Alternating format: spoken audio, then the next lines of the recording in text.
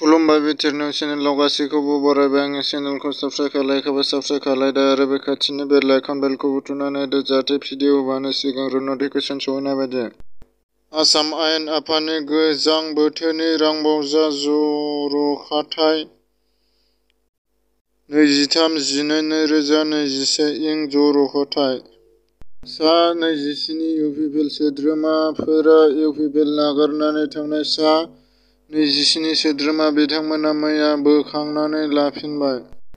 बिटिआरआव गिबि खेब रंजाली प्रडाक्शन्सनि बानजायनायाव गल्डेन लाक्स इकसार्टनि मददआव डेन्सिं इन सिंगिं खुंफुंनो लाहार फाहारनि सायाव निरिथिया एकादेमि फरायसालिनि गोरायुं प्रलयन कुमार डकनि खौरांगिरिनि मेल। जल जीवन मिशननि दै टेंकिखौ गुबुन जायगायाव गायसंनो नागिरनायनि सायाव ओनसोलाव खुद्रिसारनायजों धर्ना होदों। 1 बोसोर आबुं जानाय प्रमद बर'नि सरकारा जेबो सोलायनाय लाबोनो हायाखै बे बाथ्राखौ बुंदों बिटिसिनि बारग' चिफ हाग्रामा महिलारी बिथाङा।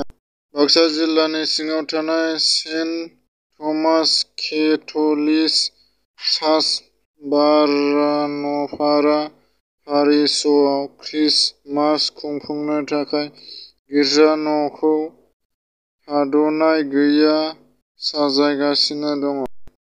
बड'लेण्ड क्रिएटर एस'सिएशननि नेहाथारि बिक्रम दैमारी बिथाङा गामिनि बोराय बुरै सुबुंफोरनो गुदुं जोमग्राजों लोगोसे रांनि अनसुंथाइ होदों।